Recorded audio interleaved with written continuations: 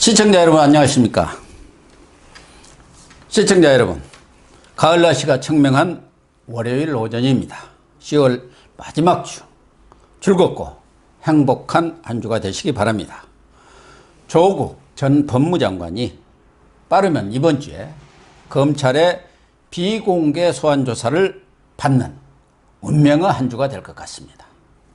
이낙연 국무총리가 1987년 정치민주화 이후 최장수 총리가 되었습니다. 오늘도 서정욱 변호사님과 함께 1, 2부로 나누어서 전국 이슈를 꼼꼼히 분석하는 시간을 갖도록 하겠습니다. 네, 서 변호사님. 예, 안녕하세요. SBS 출연을 오시는 길이시죠? 조금 전에 그 조국 수사와 관련해서 김홍국 패널 있잖아요. 기자. 그분과 이제 토론하고 왔습니다. 요즘 뭐 워낙 찾는 데가 많으셔가지고 변호사 일을 하랴 또 뭐 이렇게 종편 유튜브 출연하랴 몸이 몇 개 더 있었으면 좋겠어요. 그래도 뭐 유튜브나 이런 쪽은 돈이 좀 안 되시죠? 그보다 이제 문재인 하야 퇴진하는 그날까지 끝까지 투쟁해야 된다고 하기 때문에 열심히 뛰고 있습니다. 예, 고맙습니다. 우선 정경심 씨가 27일 어제 일요일에도 불구하고 검찰에 소환돼서 조사를 받았지 않습니까? 뭘 지금 집중적으로 조사하고 있습니까? 한마디로 이제 조국 관련성, 조국에 대한 수사 있잖아요. 이거는 이제 하고 있는 거고요. 정경심은 이제 사실상 수사 끝난 거고요. 조국 중에도 이제 혐의 중에도 뇌물 있죠. 왜 정경심 혐의 중에 WFM 그 주식이 이제 시세가 한 7,000원 정도 넘을 때 이거는 이제 5,000원에 12만 주 있잖아요. 6억. 그렇죠. 그 주식을 이게 싸게 시세보다 차명으로 이제 동생 샀잖아요. 근데 문제는 그때 조국이 민정수석이었죠. 그렇죠. 근데 민정수석 공무원한테 상장기업의 주식을 싸게 주면 당장 이게 그날 팔아도 한 주당 2,000원만 남아도 2억 4천 아닙니까? 그러네요. 그럼 이게 누가 봐도 뇌물에 의심이 가죠. 그래서 이제 조국 뇌물 관련성 이 부분을 이게 검찰이 중점적으로 캐고 있습니다. 그렇죠. 사업하는 사람이 왜 공짜로 뻔히 주가가 있는데 2,000원씩이나 싸게 주었겠습니까? 다 꿍꿍이 속이 있어서 그런 거라고 봐야겠죠. 그렇습니다. 그러면은 조국이 이번 주 중에는 어쨌든 소환 조사 가능성이 제일 크지요. 그렇죠. 정경심은 이제 구속이 될 때 20일까지 체량되거든요. 원래는 이제 10일에 한번 연장하면 10일이면 20일이죠. 그렇다면 이게 정경심이 기소하기 전에 조국을 소환해야 되고 그래서는 이제 빠르면 이번 주 늦어도 이게 다음 주인데 이번 주가 될 가능성이 높아 보이고요. 이번 싸움은 이제 한마디로 제가 방송에서 했지만 딱 정리하면요. 이번 싸움은 이게 조조 집안 싸움입니다. 조조 집안 싸움. 아, 그래요? 이게 무슨 말이냐면 조국과 조범동의 싸움이다. 조범동 측에서 뭐 화를 단단히 냈다 그런 보도가 있었지 않습니까? 조국하고 이제 정경심이는 무조건 이게 조범동 꼬리 자르기. 그리고 이제 정경심이나 나는 이게 피해자다. 이런 게 이제 그 프레임으로 접근하고요. 근데 조범동이는 야 이제 와서 이게 내한테 모든 걸 떠넘기네. 뒤집어 씌우네. 배신감을 느끼면서 너무 이게 화가 많이 난다. 물론 이제 조범동이가 다 불어버리면 공멸하죠. 다 불면 이게 공도 동망 공멸하지만 조범동이 고민하고 있을 거예요. 과연 이게 다 불어버릴까? 아니면 이게 어떻게 할까? 그래서 저는 이번 싸움은 이게 조범동하고 조국, 조조의 집안 싸움이다. 이렇게 보고 있습니다.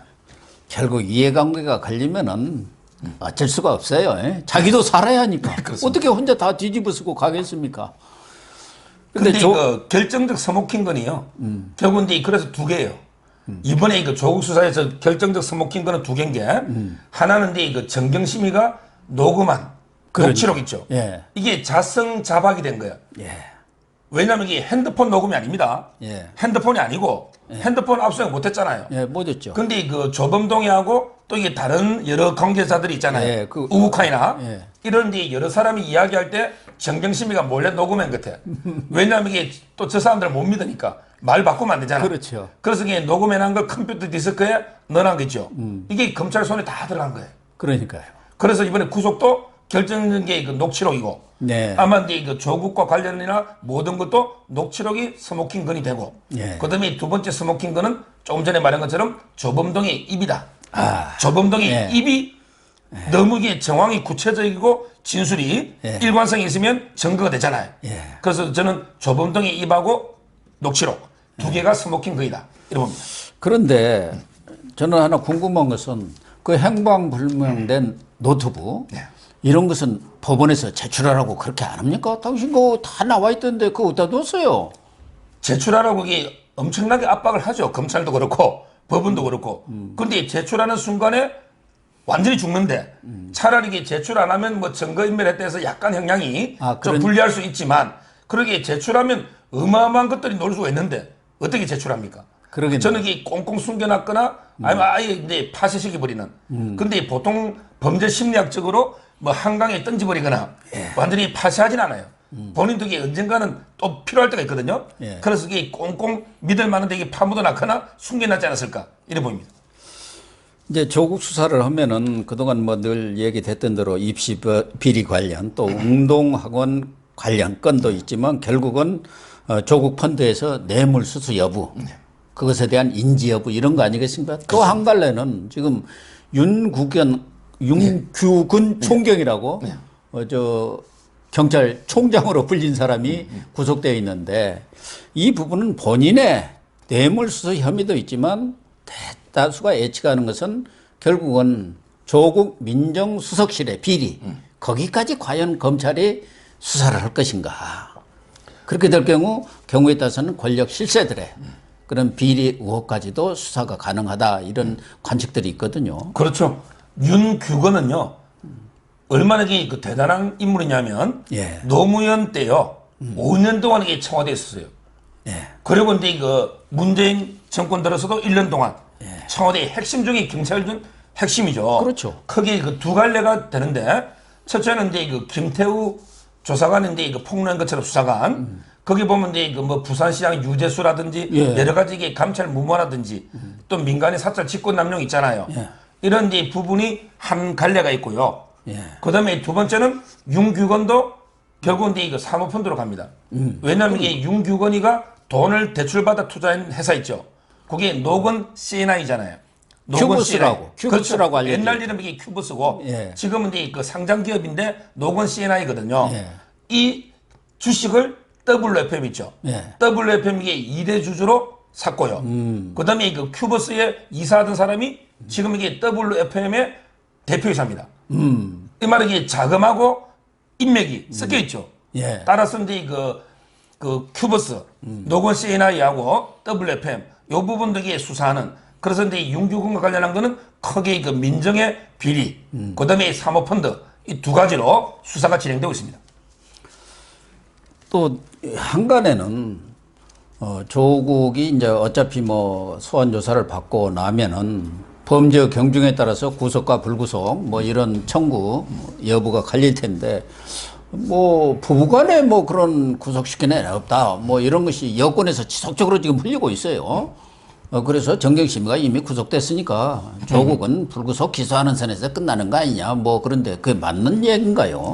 그거는 전혀 안 맞고요. 일단 이게 그 혐의를 제가 방송에서 조금 전에 하고 왔잖아요. 뭘 주로 이 김홍국 편이라고 했냐면 조국이 혐의가 너무 구체적이라는 게 정경심이가 그때 WFM 6억에 12만 주 샀다 했잖아 싸게. 근데 그때 돈이요. 조국 계좌에서 청와대 근처에 ATM 기계로 5천만 원을 보냈잖아. 그러니까요. 근데 김홍국 그분은요. 자기도 이게 부인이 보내라 하면 용도 안 먹고 보낸대. 그래서 제가 이게 방송에서 뭐랬냐면 조국이 민정 월급이 얼마냐?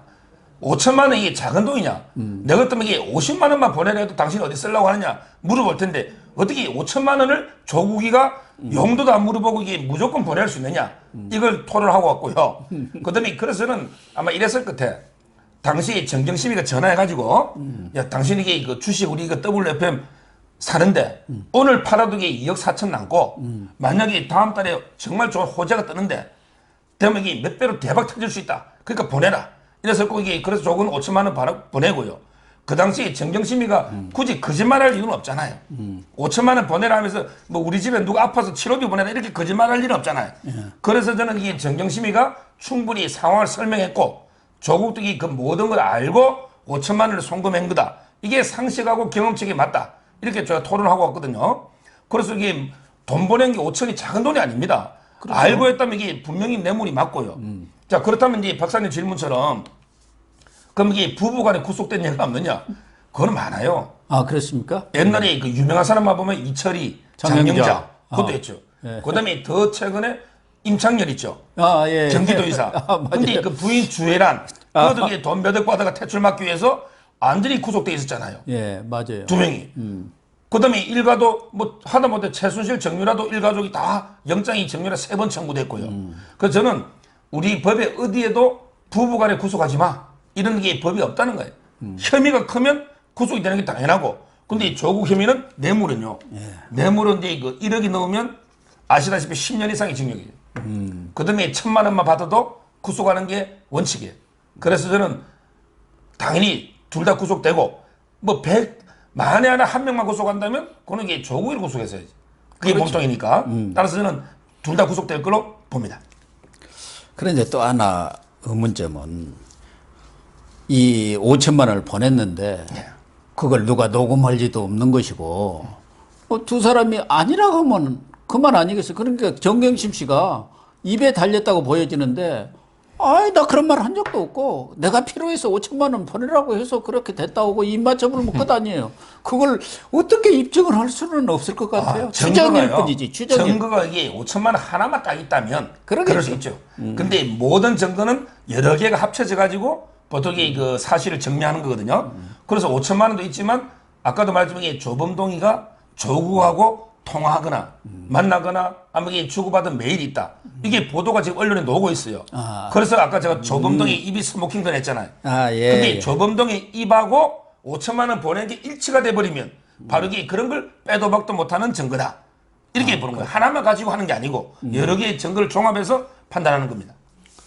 그건 그렇고 박지원 의원은 왜 부부가 구속되는 일 없다고 그렇지 않아도 뭐 조국 보호에 앞장서더니 이제는 정경심 보호도 또 뭐 이렇게 편들게 앞장서고 그러는데 그 양반은 왜 그래요?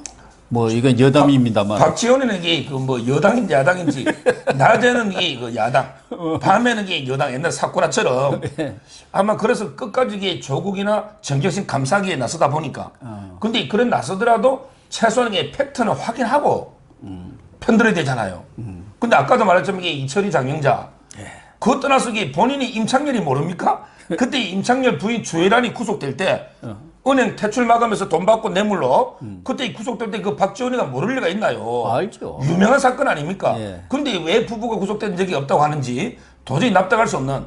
그래서 근데 그 박지원 같은 사람을 혹세무민하는 완전히 사쿠라 정치인이다. 낮에는 야당, 밤에는 이게 여당. 뭐 이렇게 보입니다. 압니까 또 목포에 민주당에서 전략공천을 안 하는 거. 박지원을 그냥 그대로 당선시키기 위해서 민주당에서 안 내면 박지원 되는 겁니다. 근데 그 손혜원이가 그네 있을까요? 지금 손혜원이는 이게 박지원이가 미워서 죽을 지경인데 지금 가장 이게 조국 과학이 앞장선 게 손혜원.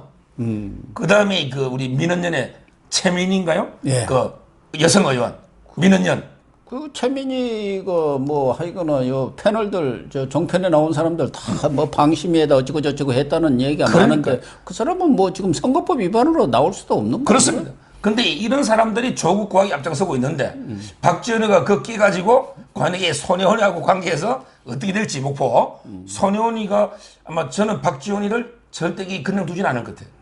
그래서 앞으로 이게 좀 기초가 주목됩니다.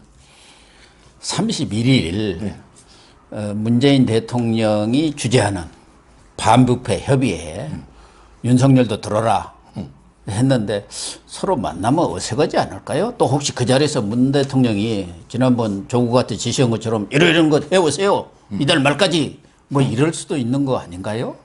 그렇죠. 상당히 그 문재인이든 조국이든 윤석열한테는 이게 상당한 배신감을 느끼고 있을 거예요. 처음에는 이게 우리 총장님 뭐 살아있는 권력도 수사해 주세요. 이러다가 이게 갑자기 진짜 조국 수사하니까 갑자기 검찰권 절제해라. 또는 이게 조국한테 업무 보고 받으면서 윤석열한테 마치 제3자 지시하듯이 검찰개혁법안에 내놔라. 막 이랬잖아요. 상당히 그 배신감을 느끼고 있지만 그렇지만 이게 그 문재인 입장에서 지금 이게 윤석열을 자를 명분도 없고 그다음에 자를 방법도 없잖아. 2년 임기가 보장되니까. 그래서 이게 겉으로는 웃으면서 계속 뭐 열심히 해라 하지만 속마음은 이게 부글부글 끓지 않을까.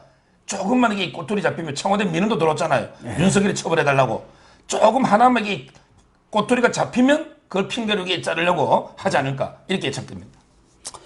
일단 뭐 31일 어떤 관계일지는 좀 우리가 관심을 갖고 지켜보기로 하고 유시민 노무현 재단 이사장 이분이야말로 조국 지키기에 앞장서신 분 아닙니까? 근데 일간에서는 또 세간에서는 혹세무민한 아까 우리 서 변호사님 말씀하신 대로 혹세무민한 브로커 지식인이다. 어용 지식이다. 어용 지식인은 본인이 그렇게 얘기를 했습니다만은 지금 어차피 시민단체 또 한국당이 고발한 사건이 있어서 윤석열 총장과 뭐라고 해야 하나요? 뭐 대전도 아니고 한판 승부라고 해야 하나? 뭐 이거 불가피해졌죠. 네. 그렇죠. 현재 그 유시민을요. 네. 저는 이제 어떻게 정의하냐면 좀 한자 어렵지만 혹세무민 그다음에 이 곡학아시아는 지식인 중에 제일 나쁜 게 곡학아시아 아닙니까? 예, 그렇죠. 혹세무민 곡학아시아는 사이비 의용 지식인이다. 이렇게 저는 한마디로 정의하는데요. 예. 현재 그 검찰하고 유시민이가요 전면전을 이게 벌인 거예요. 저도 이게 검찰이 이렇게까지 직접적으로 이게 그 노골적으로 요구하는 걸 처음 봤어요. 그러니까 검찰이 유시민 보고 당신이 이게 무슨 근거로 우리가 조국을 막기 위해서 미리 8월 초부터 미리 내사를 하고 그다음에 대통령한테 조국의 문제점을 뭐 보고하려고 면담을 신청했는데 대통령이 안 받아줬다. 뭐 이런 식의 그 유시민이가 방송을 했잖아요. 근데 그게 아니라고 했는데 왜 자꾸 거짓말 하느냐? 그 근거가 뭐냐? 이렇게 공개적으로 검찰이 밝히라고 하는 건 저는 처음 봤어요.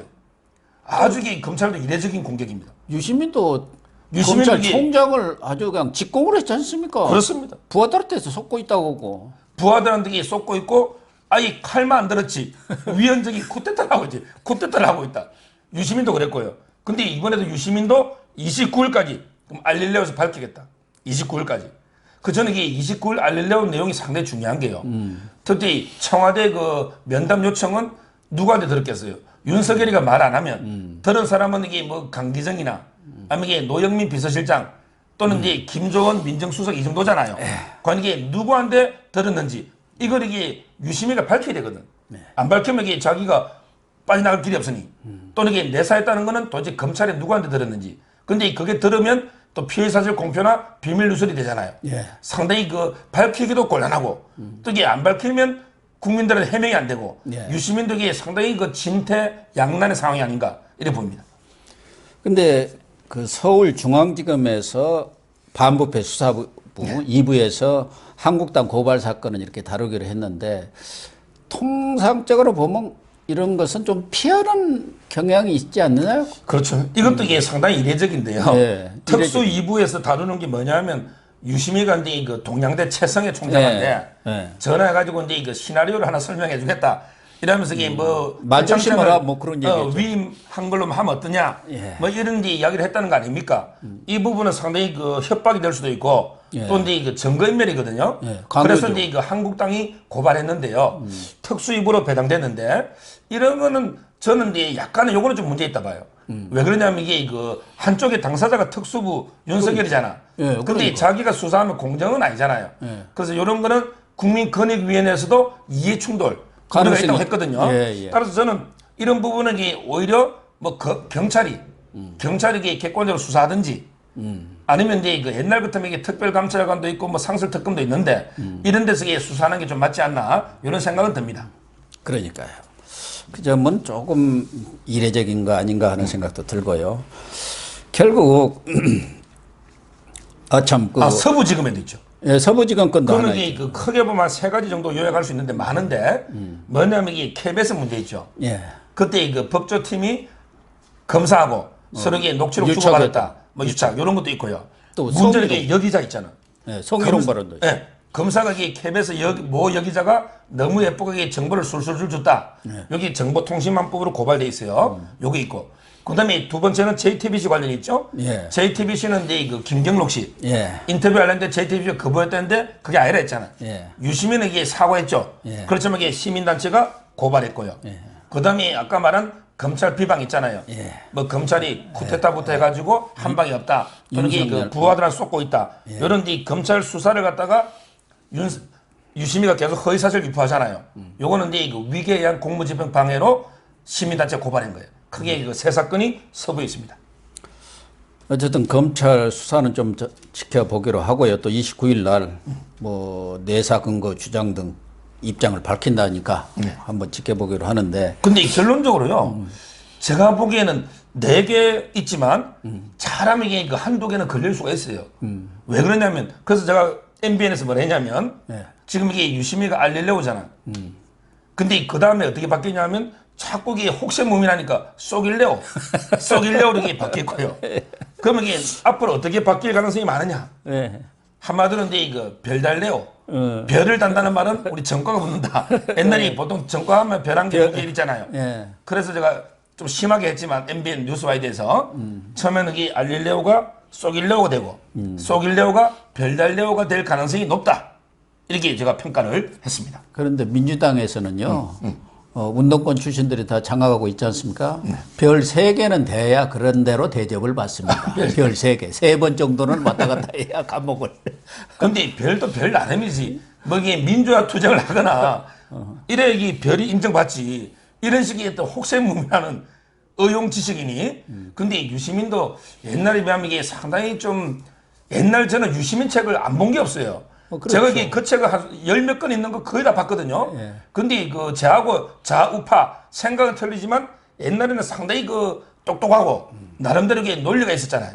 근데 이번에 조국의 완전히 그 진흙탕 싸움에 끌려들면서 왜 이렇게 사람에게 논리나 국민의 그 상식이 안 맞는지 좀 납득이 안 되고 그래서 전에도 한 말 했잖아요. 옛날에는 이게 유시민 평가할 때 김영춘이가 옳은 말도 싸가지 없이 한다는데 요즘 보니까 진짜 이게 틀린 말도 싸가지 없이 하는 이게 제 생각이에요.